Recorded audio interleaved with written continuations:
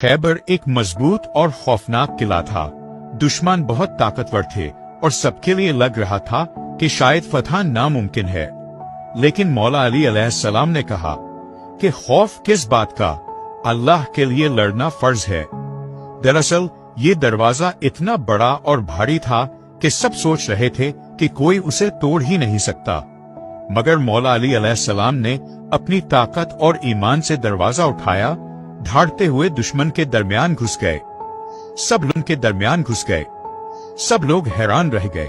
दुश्मन डर गया और मुसलमानों को फतह नसीब हुई। इसी बहादुरी की वजह से आपको कहा जाने लगा शेर खुदा, वो शेर जो हक और अल्लाह के लिए लड़ता है। ये कहानी हमें सिखाती है ईमान, हौसला और हक के लिए लड़ाई से कोई भी मुश्किल नामुमकिन नहीं।